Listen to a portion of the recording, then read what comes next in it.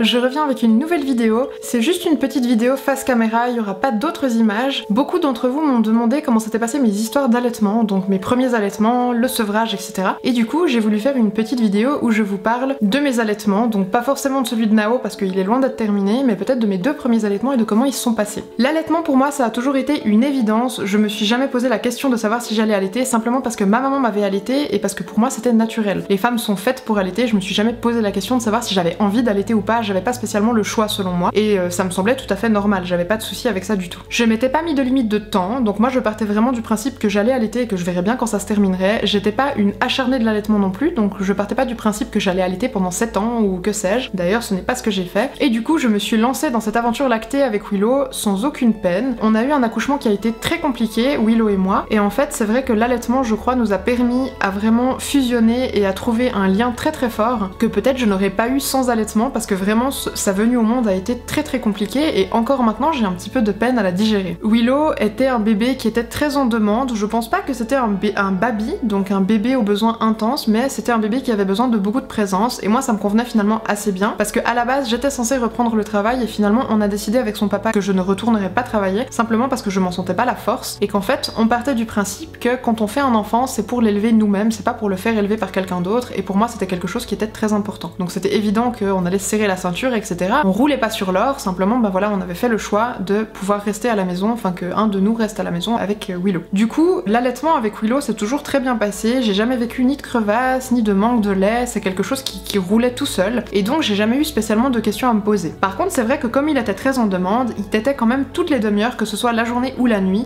il y avait jamais de temps d'espace, de temps de pause où je pouvais moi me reposer, donc j'étais vraiment livrée à ses besoins, j'avais beaucoup de peine à être bienveillante avec moi-même et à écouter mes propres besoins parce que les siens passaient bien évidemment avant les miens. Le souci c'est que je m'étais dit qu'avec le temps ça passerait, qu'avec le temps je pourrais me dégager du temps à moi, et ça n'a pas été le cas. D'autant plus que je vivais vraiment très isolée, donc j'étais très seule, j'avais pas vraiment d'amis en dehors d'une voisine que je voyais régulièrement, et du coup j'avais pas vraiment de temps de pause, de temps que je pouvais prendre uniquement pour moi en dehors de mon rôle de maman. Ma maman vivait très loin de moi à ce moment-là, comme c'est toujours le cas d'ailleurs maintenant, mais c'est vrai qu'on se voyait pas beaucoup à l'époque. Je me suis sentie très seule pendant cette période-là. Inconsciemment, je me suis donné corps et âme à Willow, mais encore plus que ce dont il avait besoin. Je pense que c'est peut-être un besoin que j'ai moi-même développé, un besoin d'être toujours en train de m'occuper de lui, toujours en train de dépendre de lui, de faire les choses pour lui, parce que peut-être que d'une certaine façon ça m'évitait de penser à moi et à mon mal-être, parce que c'est une période pendant laquelle j'étais pas très heureuse. Du coup je l'allaitais toutes les demi-heures, jour et nuit, je me suis jamais posé de questions, jusqu'au jour où il a eu environ 6-7 mois et où on a voulu mettre en place la DME, donc la diversification menée par l'enfant, et où ça n'a absolument pas fonctionné parce que Willow n'était pas intéressé par la nourriture. Vraiment, c'est quelque chose qui ne l'intéressait pas du tout. D'ailleurs, encore aujourd'hui à 7 ans, c'est assez compliqué de ce côté-là, donc c'est vrai que c'est quelque chose qui m'a un petit peu inquiétée pendant quelques temps. J'ai voulu essayer de mettre en place la DME, j'ai ensuite voulu lui donner des compotes du commerce, j'ai voulu lui faire moi-même des compotes, j'avais même acheté le baby cook, et en fait, quoi que je fasse, y a rien qui fonctionnait, Willow ne voulait pas autre chose que mon sein. J'ai fini par arrêter de me poser des questions et me prendre la tête avec ça, et j'ai simplement laissé couler comme ça. Donc en fait, Willow, jusqu'à l'âge de 18 mois, il a jamais mangé autre chose que mon lait. Absolument rien du tout. Il a manqué un petit peu de fer, et comme je suis moi-même anémique, ça m'a pas vraiment étonnée, donc on l'a complémenté en fer avec le pédiatre. Par contre, il a manqué de rien, vraiment. Donc le lait maternel suffit amplement à votre enfant s'il est pas tout de suite intéressé par la diversification. Et puis continuez à proposer régulièrement, parce que d'un jour à l'autre, tout d'un coup ça peut venir, votre bébé va vous voir manger quelque chose qui va l'intéresser, et du coup il va être en demande, et à ce moment-là vous pouvez démarrer la diversification. Donc j'ai jamais essayé de pousser Willow à manger plus vite, parce que je savais que ça risquait de créer des blocages, et moi c'est quelque chose que j'avais vraiment pas envie de mettre en place, parce que c'était important pour moi que mon enfant grandisse en étant libre et sans avoir des contraintes. Donc la nourriture, on a fait vraiment attention à ne pas forcer et à le laisser lui faire à son rythme. J'ai jamais complété ni avec de la nourriture, ni avec du lait en poudre, d'ailleurs il ne buvait même pas d'eau, il était vraiment tout le temps au sein. Et ça ne me choque pas, et ça ne devrait pas vous choquer non plus, parce que tous les enfants sont différents, et cet enfant-là était en demande que de lait, il avait besoin que de lait, et il savait de quoi il avait besoin, ainsi que moi avec mon instinct. J'avais toujours voulu 2 enfants très rapprochés, et on a eu beaucoup de peine à avoir ce deuxième bébé. On m'a beaucoup dit tu ne peux pas tomber enceinte en allaitant, et moi je savais que c'était pas vrai. Le retour de couche on l'a avant la fin de l'allaitement, donc il y a aucune raison qu'on puisse ne pas tomber enceinte étant donné qu'on a des cycles et qu'on est régulier. Même avant d'avoir ces cycles, avant d'avoir ces premières règles, on a déjà une ovulation qui se produit, donc déjà une possibilité de tomber enceinte, malgré le fait qu'on allaite, et ce n'est pas un moyen de contraception. L'allaitement n'est pas un moyen de contraception. J'ai fait plusieurs fausses couches en allaitant, je suis tombée enceinte plusieurs fois en allaitant, je suis tombée enceinte de jumeaux quand Willow avait environ 2 ans. C'est une grossesse qui n'est pas arrivée à terme, j'ai perdu ces bébés après 2 mois et demi. Ça a été très dur à accepter pour moi, mais ça c'est un autre sujet. D'ailleurs si vous avez envie que je vous en parle dans une vidéo, c'est avec plaisir. Dites-le moi en commentaire. C'est un sujet que j'ai beaucoup plus de facilité à aborder qu'auparavant. Donc, j'ai fait cette fausse couche pendant laquelle j'ai vécu 2 curetages sous anesthésie générale plus 2 curetages par médicament avec le fameux cytotec qui est tellement controversé. Malgré ça, j'ai poursuivi mon allaitement. Je me suis jamais arrêtée d'allaiter, même pas une journée. J'ai toujours fait en sorte de vérifier la compatibilité des médicaments. Par exemple, avec le site lecrat.org qui a été fait par une maternité parisienne, donc vraiment par des professionnels de la santé, et qui ont fait des vrais tests pour voir si tous les actifs des médicaments étaient compatibles avec l'allaitement et avec la grossesse. Parce qu'en général, sur les médicaments, ou quand on va chez le pharmacien, ils nous disent toujours que c'est pas compatible, que rien n'est compatible, ce n'est pas vrai. Et du coup, je vous invite cordialement à découvrir ce site si vous ne le connaissez pas encore. Je vous le mets dans la barre d'infos. D'ailleurs, petite anecdote que j'ai oublié de préciser avant, mais quand je suis tombée enceinte de mes jumeaux, je savais que j'étais enceinte, mais mes tests de grossesse étaient négatifs. Donc je suis allée chez mon gynécologue en lui demandant de me faire une prise de sang. Il m'a dit « Ah, mais vous allaitez encore votre fils ?» J'ai dit que oui. Donc il m'a simplement informé que si mes tests étaient négatifs et qu'en plus j'étais toujours en train d'allaiter, je n'avais aucune possibilité de tomber enceinte. Et c'est le second gynécologue qui m'a annoncé que j'attendais des jumeaux. Enfin bref, du coup je suis tombée enceinte d'Eileen un mois après mon 4e curetage pour cette même grossesse gémellaire. Et évidemment, mon utérus n'était pas du tout prêt à accepter une nouvelle grossesse, ça se passait pas très bien. On m'a beaucoup dit que Eileen n'arriverait jamais à terme, que j'allais jamais pouvoir avoir ce bébé et que j'allais faire une fausse couche, même à l'hôpital, plusieurs urgentistes me l'ont dit. Alors j'ai perdu pas mal de sang, j'ai eu des décollements relativement importants. Je suis restée allaitée pendant plus de 4 mois, me semble-t-il 6 mois. Pendant cette grossesse-là, j'ai continué à allaiter Willow. Le médecin n'y voyait pas spécialement d'inconvénients, surtout qu'il voyait que j'étais relativement informée. Le seul truc, c'est qu'effectivement, quand on allaite beaucoup, vraiment beaucoup, on peut avoir des contractions. Donc l'utérus qui va se contracter quand on allaite. C'est ce qui fait aussi les tranchées après l'accouchement d'ailleurs. Je sais pas si vous connaissez les tranchées, c'est un moment pas agréable du tout à passer. Enfin, quoi qu'il en soit, j'ai continué à allaiter parce que ça ne me faisait pas spécialement de contractions, surtout que je me reposais pas mal. C'était une façon aussi pour moi d'appréhender l'arrivée de ce deuxième enfant et de permettre à mon fils d'appréhender cette arrivée. Parce que je pense qu'en tant que premier enfant et enfant unique, qui a 2 ans et demi, je pense que c'est pas évident d'accepter qu'on va devoir prêter sa place à un autre enfant alors qu'on est allaité, on dort en cododo, on a nos parents pour nous tout seuls. Donc pour moi, c'était une façon de lui dire, tu vois Willow,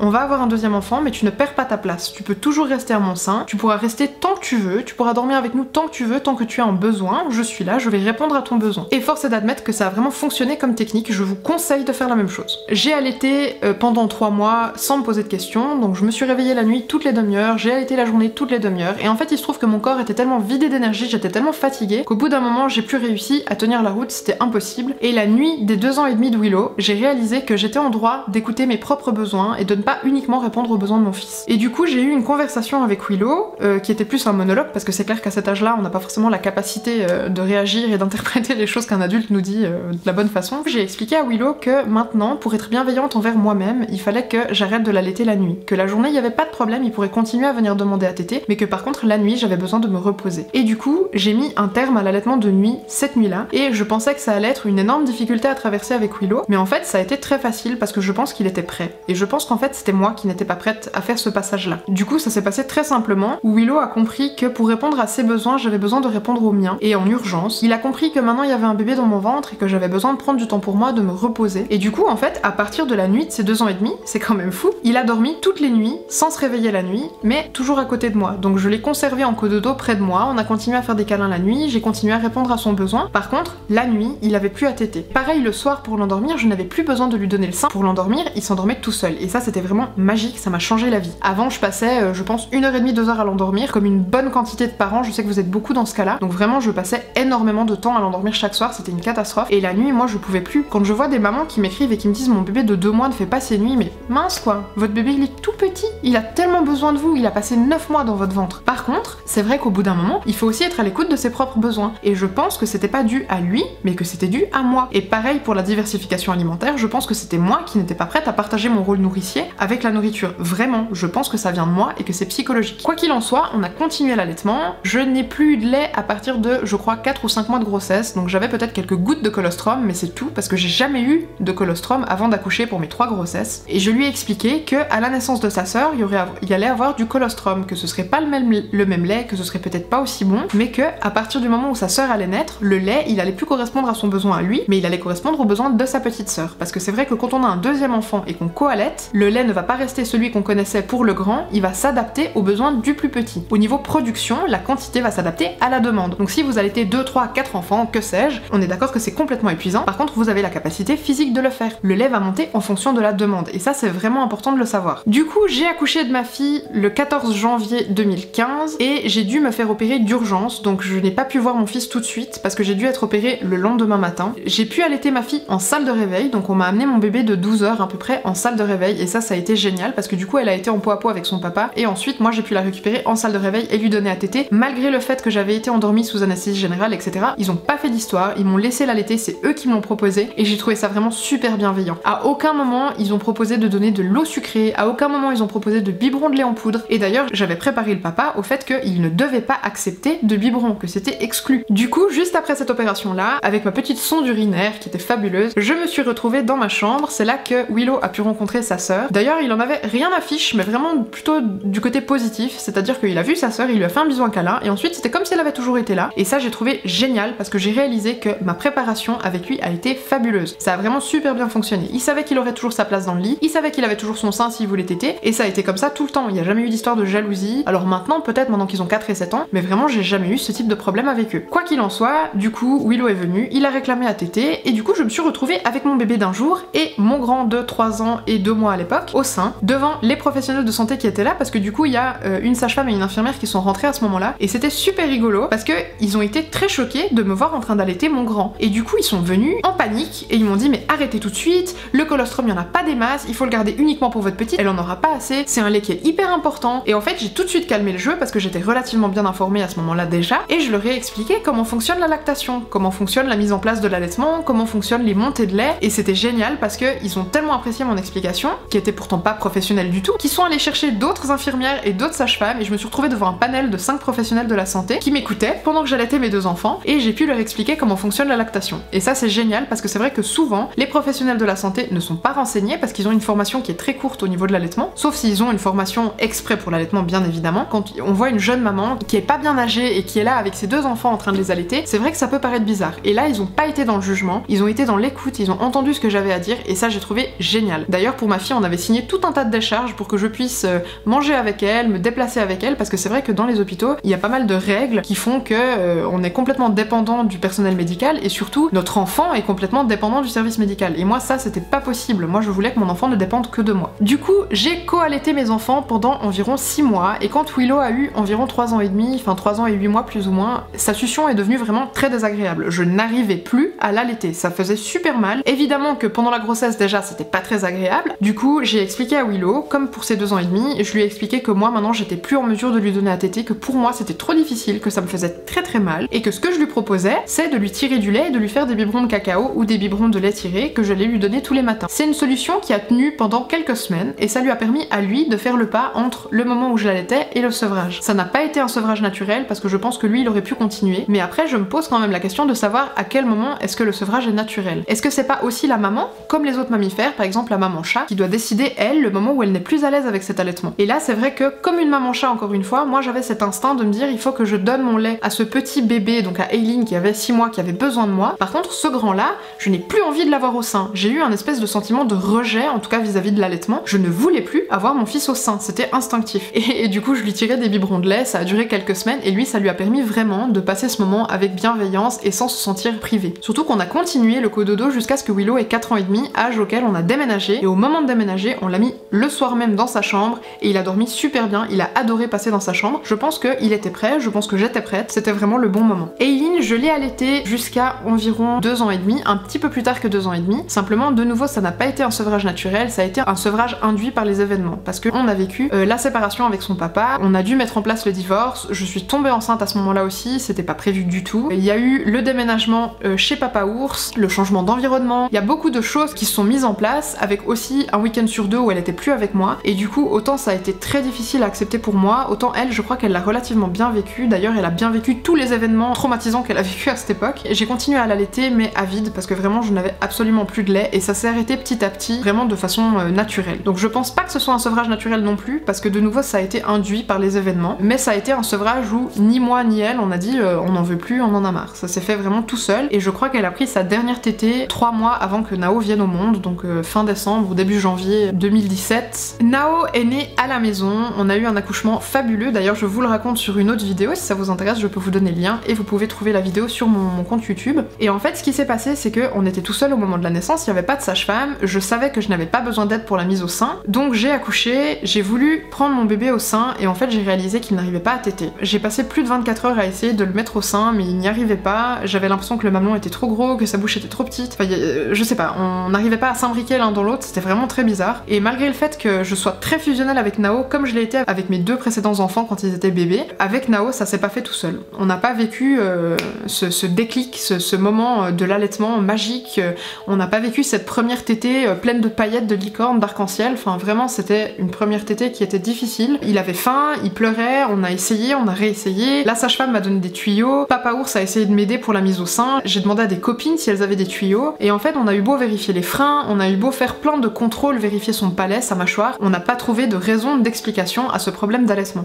Du coup pendant environ 6 mois, l'allaitement a été très compliqué avec Nao. Voilà, c'est quelque chose que vous ne savez pas. Malgré ça, je n'ai jamais complété, malgré ça, il n'a jamais manqué de rien, il prenait bien du poids, c'était même un bébé, enfin c'est toujours un bébé qui est relativement grassouillet, donc je me suis pas posé de questions, mais c'était des tétées qui étaient douloureuses, c'était des tétées où lui il avait beaucoup de peine à prendre le sein en bouche, où il y avait beaucoup d'air qui passait, il avalait beaucoup d'air, du coup il a eu un genre de RGO, des remontées acides, des remontées gastriques, il vomissait tout le temps en jet, vraiment des quantités extraordinaires. Moi j'ai rarement vu un bébé vomir comme ça, malgré le fait qu'un bébé qui vomit c'est toujours très impressionnant. Plusieurs fois je suis retournée vers d'autres professionnels pour avoir d'autres avis, pour qu'ils vérifient encore une fois les freins, etc. Un dentiste nous a dit que potentiellement ça devait être sa mâchoire, la forme de sa mâchoire, qu'il faudrait peut-être aller chez un physio, chez un thérapeute qui pouvait l'aider. Après ce rendez-vous, je crois qu'il y a eu 2 semaines qui sont passées et tout d'un coup, Nao a pu prendre le sein tout seul. On a pu passer à un allaitement tout à fait normal, convenable, sans douleur pour moi, sans problème pour lui, et du coup, à partir de ce moment-là, notre allaitement a commencé à rouler. Et ce qui est rigolo, c'est que avant ces 6 mois, Nao faisait mes nuits, c'est-à-dire qu'il dormait plus de 8 heures d'affilée la nuit, comme Eileen d'ailleurs qui a fait ça jusqu'à ses 6-7 mois aussi je crois. Les nuits se passaient super bien et en fait la journée il réclamait que quand il avait faim. Donc pour un câlin, il venait, il réclamait un câlin. Quand il avait un boubou, pareil, il venait, il réclamait un câlin. Il était très proche de son papa comme il était très proche de moi. Quand cet allaitement a commencé à rouler, pareil que mes précédents enfants, il s'est fusionné avec ce sein et encore maintenant à plus d'une année, il a vraiment besoin du sein pour se calmer, pour se rassurer. C'est un moment dont il a besoin, c'est un moment dont j'ai besoin aussi. Donc je sais pas si d'une certaine façon c'est une manière de rattraper le temps perdu entre guillemets parce qu'on n'a pas perdu de temps, ou alors si c'est simplement son besoin qui s'est adapté à l'évolution de cet allaitement. Mais du coup c'est vrai que l'allaitement roule beaucoup mieux qu'avant. Malgré ça, avec Papa Ours les choses sont très différentes parce qu'il est très investi, c'est un papa qui est hyper présent pour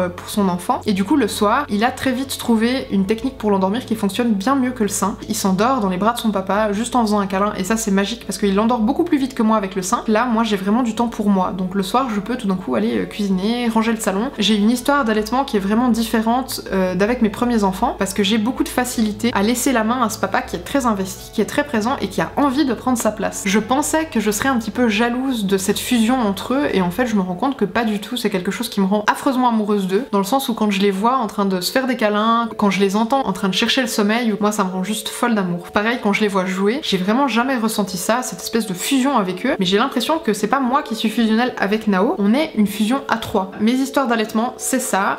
Comme on n'a pas spécialement prévu de faire un 4e enfant, du moins pour le moment, j'imagine que cet allaitement va traîner en longueur, donc ça s'arrêtera quand ça devra s'arrêter, que ce soit 2, 3, 4, 18 ans. Il y a aussi autre chose dont je vais parler, je n'ai pas allaité 3 enfants, j'ai allaité 4 enfants, parce que actuellement ça fait environ 6 mois que je tire mon lait pour la fille d'une amie. Je tire mon lait 2 fois par jour, le matin et le soir, et du coup j'ai mis en place comme des tétées fictives, c'est-à-dire que mon corps a enregistré le fait qu'à heure fixe, donc le matin à 8h et le soir à 20h, je tire mon lait et j'ai besoin d'un biberon plein. Je vois que la capacité du corps de la femme est vraiment sans limite, et que quand il y en a pour un, il y en a pour 2, et je trouve ça vraiment génial. Je tire un seul sein le matin, un seul sein le soir, ça ne m'empêche pas d'allaiter Nao à la demande dès qu'il en a envie, et malgré ça j'arrive à tirer 320 ml par jour, et ça je trouve ça vraiment dingue. J'espère que cette vidéo vous aura plu. Si vous avez la moindre question, ou si vous avez envie d'être aiguillé au sujet de l'allaitement, n'hésitez pas à m'écrire un message privé sur Instagram sur mon compte PinUpMom avec le petit trait en bas, et je vous réponds avec plaisir. Je ne suis pas encore professionnelle de l'allaitement, c'est un projet que je suis en train de mettre en place, mais si vous avez la moindre question, le moindre doute, je peux vous aiguiller vers d'autres mamans qui seront beaucoup plus à même de prendre en compte votre question et de vous répondre avec les bons mots si je ne peux moi-même pas vous répondre. N'oubliez pas de vous abonner, d'activer la petite cloche bleue et de me rejoindre sur mon compte Instagram. Je vous souhaite une super belle fin de journée, à tout bientôt.